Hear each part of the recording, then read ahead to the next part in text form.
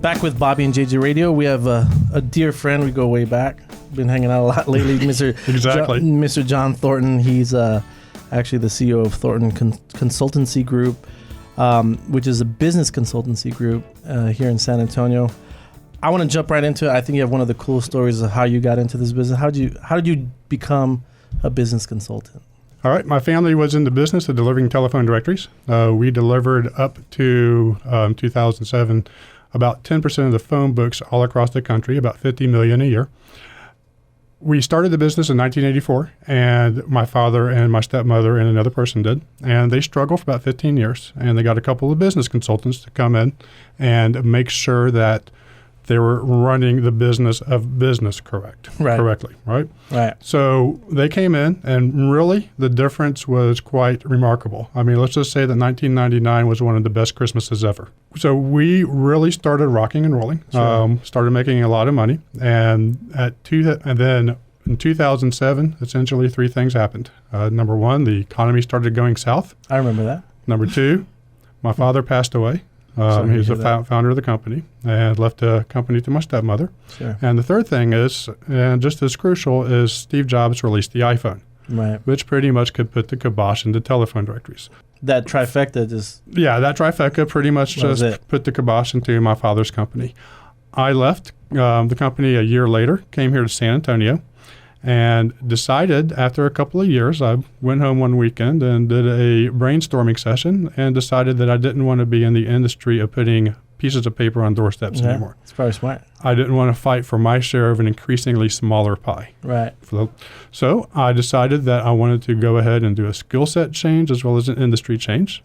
So for the skill set, I decided to do insurance, work at Mass Mutual, right around the corner here. And as I was doing that, a lot of my clients said I was very good at giving business advice. Sure. So I went ahead and achieved certification as a small business consultant, and now that's largely what I do. That's insurance awesome. on the inside. So tell me, we've always had business coaches, Bobby and I, but why do you feel it's so crucial for an entrepreneur or a business owner to at least consult with someone from time to time? Well, we know that 95% of businesses fail within the first 10 years. Okay. And they fail at that crucial level in that first $5 million, $10 million a year in revenue. Right. Largely because the owners got into business for the right reasons, but they don't have all the right skills. They might be great at being the best HVAC person or running tree crews or running a kitchen. But when it comes to the business of business and reading these numbers and being able to react to them properly, that's a skill set that a lot of the businesses who fail never attain, and that is largely why they fail.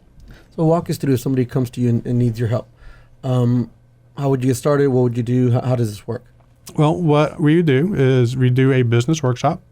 Business workshop for the businesses take about 1 day, maybe two for a large business if you have a lot of employees. The business workshop entails me taking 4 years of financials, income statements, and balance sheets. I'll interview the owner. I'll interview the spouse, because many times the spouse is a player in a small business. Every time. Any partners that they have. I'll also interview key employees. What do you like? What do you not like? All of this is private. Okay, so there's no concerns in regards to retribution.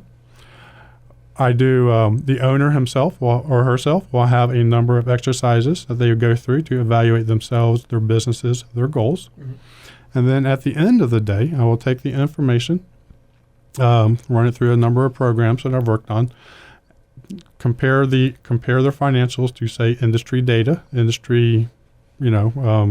averages, and then about a week later come back with a presentation and say, here's where you're strong, here's where you're not strong. You can say a week.